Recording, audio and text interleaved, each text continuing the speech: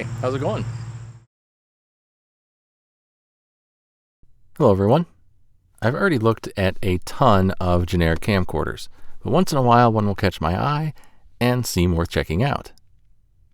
Enter this brandless camcorder. It's just as generic and cheaply made as the rest, complete with something loose rattling around inside.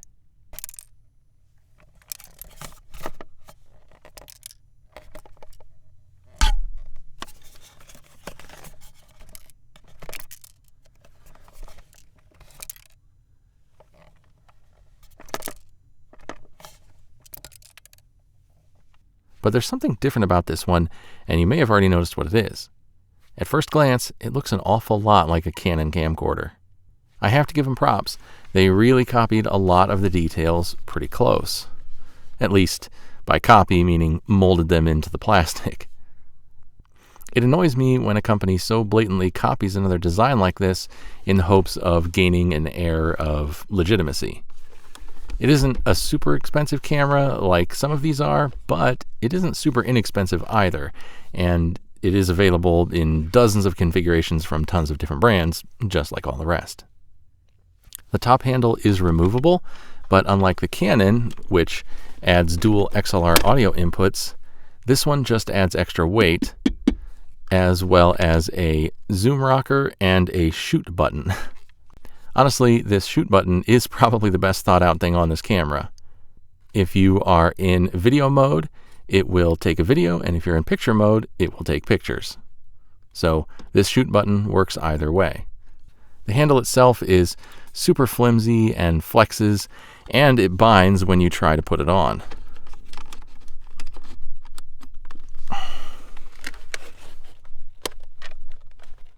There's also clearly a block of metal in the front of this thing to add weight, just based on the balance and the weight of it. I'll take it apart at the end to show what I'm sure is there. The camera itself also must have added weight. It is legitimately heavy. The camera by itself is over 700 grams, and the handle is almost 160. So with the handle, this camera combined weighs nearly 2 pounds. But rather than making it feel like better quality, the added size and weight just seem to make it seem more obvious how cheaply it's built. The whole thing is just rattly and creaky when you handle it. The lens hood is so stiff that the whole camera flexes when you try to take it on or off. The display is also really flimsy. The hinge, it flexes and wobbles with just the lightest pressure. It seriously feels like it would snap off if I'm not super careful. The display hinge itself is also pretty loose, so if you kind of it doesn't stay shut very well, and it's just, it's just kind of a flimsy, rickety camera overall. And just like every other generic camcorder, this one turns on when you plug it into charge, even if the display is closed. So unless you are going to use it right then, you have to remember to open and reclose the display to make it turn back off. Otherwise, it will just sit there and die once you unplug the charger, because it doesn't turn off when you unplug the charger. Which I wouldn't want it to turn off when you unplug the charger, but I also wouldn't want it to turn on when you plug it in. Unlike the vast majority of cameras like this, it uses USB-C to charge. That's actually handy. However, the top handle also uses a USB-C style port to connect the controls in the handle to the camera. And why do I say USB-C style port? Well, the seller actually sent me a message through Amazon warning me not to plug a USB-C charger into the port for the handle. Apparently, it is not wired like a standard USB-C, and it will destroy the camera if you plug it in. So that's fun. It's nice that they sent out a message, but it's not so nice that they created a built-in self-destruct option in their design. As for performance, it behaves like it has the same cheap webcam guts that all the rest of these generic camcorders seem to have. It has no optical zoom. It pulls a figure out of thin air of 18x digital zoom, but it has nowhere near that. The zoom buttons are backwards from what you would expect, and they are very stiff. It also has no image stabilization of any kind. The controls and menus are finicky, and the camera in general is just unpredictable at times. For instance, once when I tried to turn it off, it just wouldn't.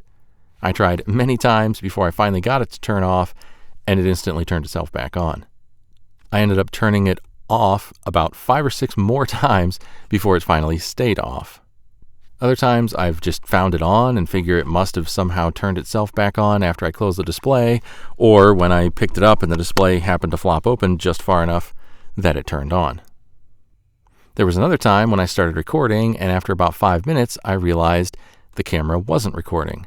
I thought maybe I hadn't actually started recording, but I checked the card and I had started recording right when I thought I did, but the camera stopped recording after about 5 seconds. In terms of image quality, it has many of the same issues as all the rest. Video is overly sharpened and has artifacts from that sharpening and from noise reduction, but detail is not too bad considering. But it's a shame that so much of the detail is lost from poor compression and noise reduction because, as far as detail is concerned, it is one of the better generic camcorders I've tested. But on the other hand, the lens has an issue where the right 1/4 or so of the frame is always blurry. So detail is very much a mixed bag. Like virtually every other generic camcorder I've tested, it has a magenta color shift, cold white balance when in auto, overly yellow and pastel colors in daylight mode, and the other white balance modes are just further towards those two extremes. Even when recording, supposedly 60 frames per second, there's an odd stuttery look to the video, like it's actually being recorded at 15 frames per second. It's not something I can chalk up purely to having no image stabilization, because it clearly lacks the smoothness of 60 or even 30 frames per second. Unlike most generic camcorders, this one actually has autofocus. Unfortunately, the behavior is bizarre and unreliable. There are 2 focus modes, autofocus and manual focus. Autofocus means sometimes it will autofocus, but often it will just do nothing. You can half press the camera shutter button to sort of force it to focus on whatever is in the center of frame, but it occasionally still will lose that focus and then just refuse to do anything after that. It's mostly usable, but honestly, other than the ability to focus closer than 3 feet or so, I don't think the autofocus in this camera is actually any better than the fixed focus that most generic camcorders have. Manual focus is not. When in manual focus, there is no way to manually adjust the focus. The focus is fixed roughly at infinity. I say roughly because it isn't perfectly consistent. But when in manual focus, if you half press and hold the shutter button, it seems to attempt to focus on whatever's in the center, but it's not as reliable when doing that as when in autofocus because it often misses. And it's also kind of pointless because when you release the button, it instantly drops back to infinity focus, like snapping of fingers. It's instant. So it's just very bizarre. Audio from the built-in microphone sounds exactly like that, like the microphone is built deep into the camera somewhere. It picks up every little click and creak of the camera body really loud, but everything else sounds muffled. Again, like the vast majority of these types of cameras, the audio is a single, mono track, and there's no way to view or adjust the audio levels. I also found that when holding the camera and just talking at normal volume, the audio actually peaks and clips while still somehow sounding distant because of how muffled it is. And it also doesn't pick up any ambient noises at all, or at least very minimal. Here is some video of me struggling with the autofocus, which also demonstrates the built-in microphone in its full glory. Bear in mind, I'm standing in my backyard with trees rustling in the wind, birds chirping, etc., and you can hear none of that. My voice sounds like the microphone is inside the camera somewhere, and yet it's also distorted from clipping. I adjusted the level down so it wouldn't be quite so bad, and I also had to change the audio to dual mono in post so it wouldn't be just left side only.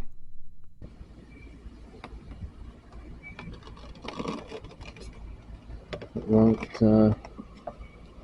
won't focus. Once it focuses close, it just does not want to go back wide. Not wide, but long. So, yeah, it'll autofocus pretty close. But then once it does,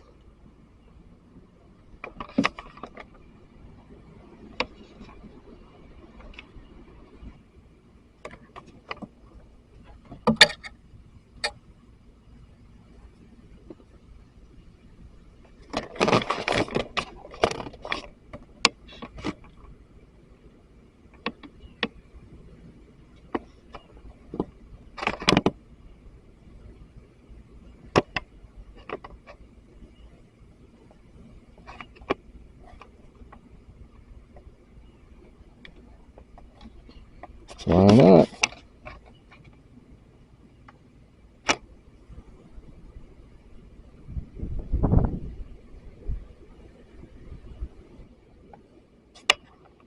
Come on. Focus. Focus. I don't know. Oh, there we go. If I half press the shutter button on the handle, it requires focus automatically. Okay, not pressing the button, Yeah, it'll focus close. Yep, there it goes. Required focus on that leaf. And when I swing back out to far away, it won't. It won't come back. If I press the button, now it came back. Weird. Not pressing focus, not pressing focus. Autofocus on the leaf, no problem. Focus really close on that leaf. Swing out. Oh, that time it did it. Ah, good for you. It didn't on its own that time. Maybe not fully, but it did it. I had to press it to get it to go fully the rest of the way.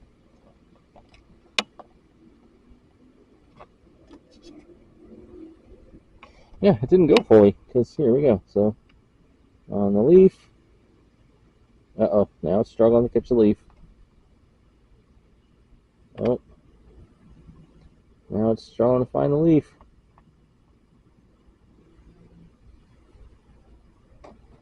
Uh-oh. I'll find the leaf. Okay, I'll press the button.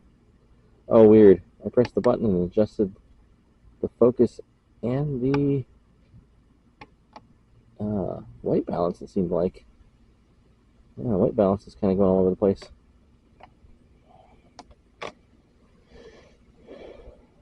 Nope, won't do it again. I'm going to press the button myself. Press the button. I let go of the button. Doesn't seem like it finished. There we go. Pressed it again. Finished. Wow, strange. Yeah, so the audio and autofocus aren't great. But like many of these cameras, it has an audio input jack. So what about that? Well, it doesn't work. I tried passive and powered microphones, and I looked through the very basic menu settings multiple times for anything that sounded even vaguely like it might make a difference, but no matter what I tried, it will only record from the internal microphone. It literally doesn't even just like switch to the jack and not work when I plug a microphone in. It just acts like nothing's plugged in. It just continues recording from the internal microphone. So whether this is defective or a design flaw, I don't know, but on this camera, the mic jack doesn't work. The menus are very basic. There is, well, there's something I was about to get to. The touchscreen is okay, but it's not as responsive as I would like. And when you get all the way to the top or bottom of a menu, it just kind of selects things instead of, see, when you try to scroll, if you're already at the top, you just end up selecting things, or bottom. There is a joystick on the back, but up and down, move the menu up and down, and left and right, also move the menu up and down. This means that there are some things that simply aren't reachable with the joystick. So I find myself using a combination of the joystick and the touchscreen to actually get through the menus. It all feels a bit fiddly. And the camera will also just randomly do strange things like you saw a minute ago where the display turned off, or at least the on-screen menus and buttons and stuff just went away when I tried to click on something. The mode will also randomly change, and sometimes it just feels like it has a mind of its own. I already mentioned the time when the camera just refused to turn off when it randomly stopped recording, and together with the rattly, creaky body, the non-working audio jack, the wonky autofocus, the lens that's blurry on one side, and the fact that one of the USB-C ports will literally destroy the camera if you plug a charger into it, and I'm just left with one of the least confidence-inspiring cameras I've ever used. Add in the lies about supposedly having 64 megapixel photos, which just isn't true.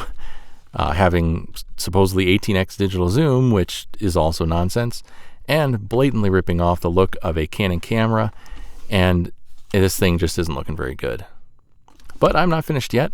I have to take this thing apart. I want to see how much metal they've crammed into this thing, and maybe we'll find whatever is rattling around inside. All right, I'm going to start with the handle. And it is so front heavy. I'm sure there's a block of metal in there somewhere.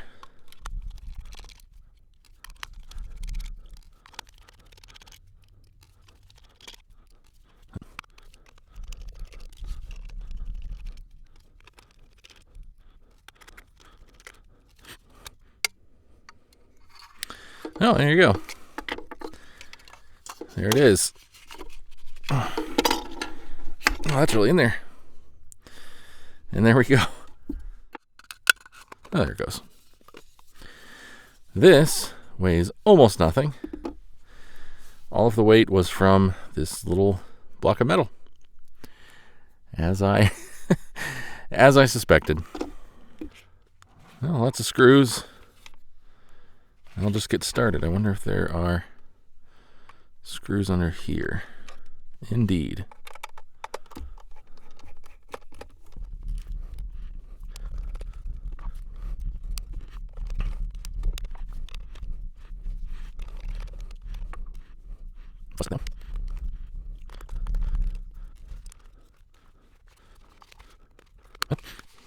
Nothing's super loose yet, so we'll keep going.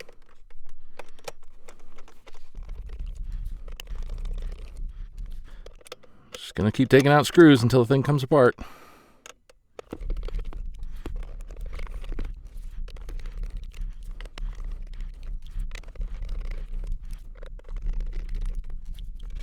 That's here. Is that a piece? Sort of. Look at that. I'm betting that's a block of metal there, but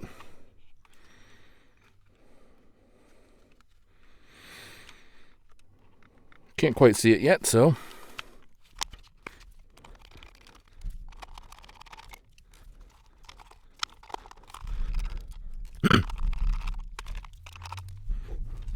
yeah, screws.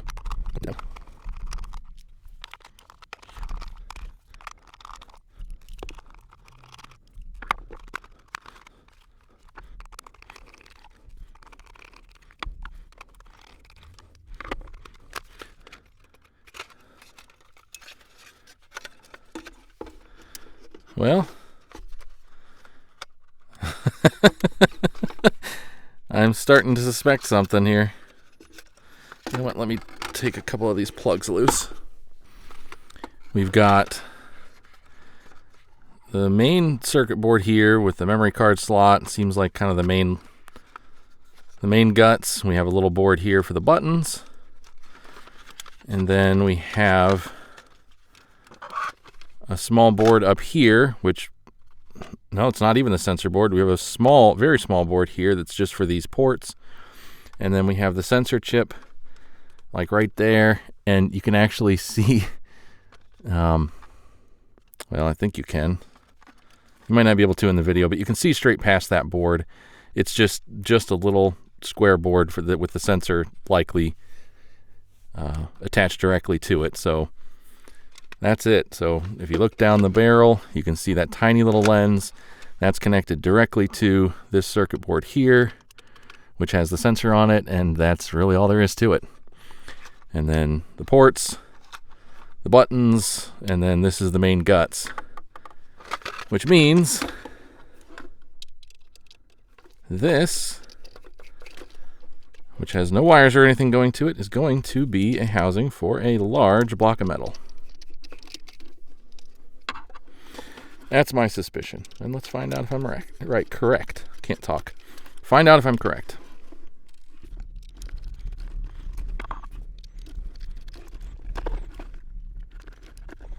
Good.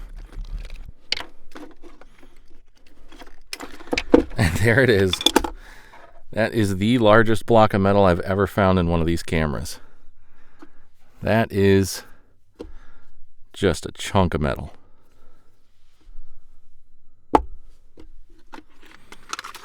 And the rest of this weighs next to nothing.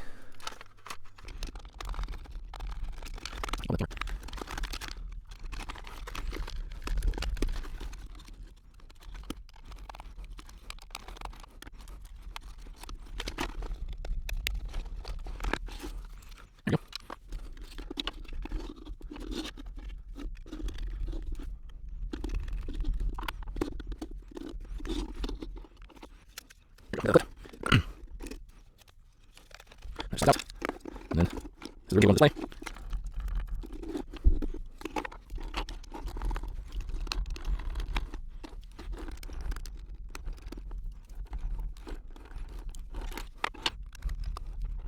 Let's first.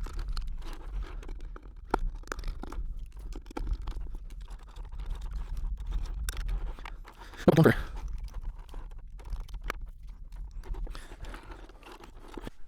So that is the entire camera. We have the entirety of the lens. This is the entire lens, and this would work without any of the rest of it because, I mean, the rest of it is literally just a plastic nothing that this points through. It's nothing. So this is the entire camera module, the entire lens, and this is everything that is needed to make this camera operate.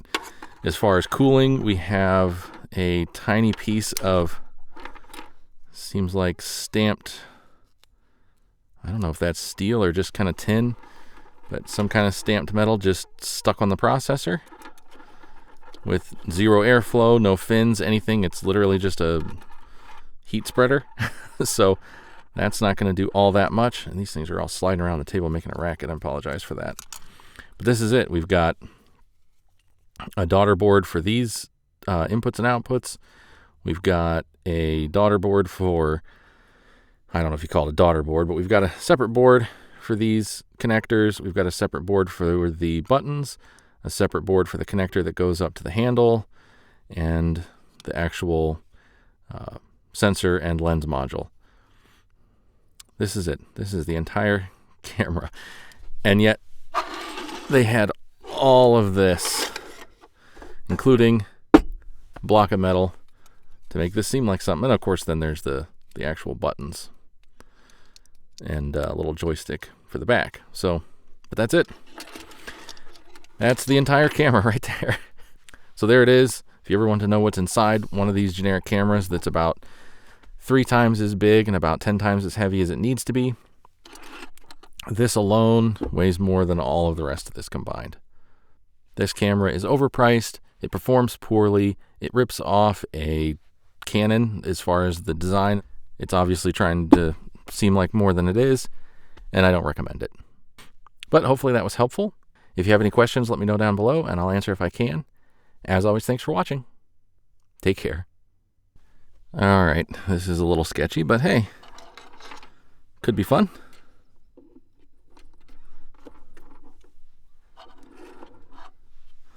I got the display out, and yep, I think this should be power. Oh, we got a blue light, and we had welcome, and we got a display. So, and you can see the camera I'm recording with up there. If I can get this pointing the right direction. Here's what I'm recording with. And yeah, it's working. So, I didn't break it. It still works. And it doesn't need any of this. Just this little octopus monster is all it needs. Okay, I admit, that's actually kind of fun.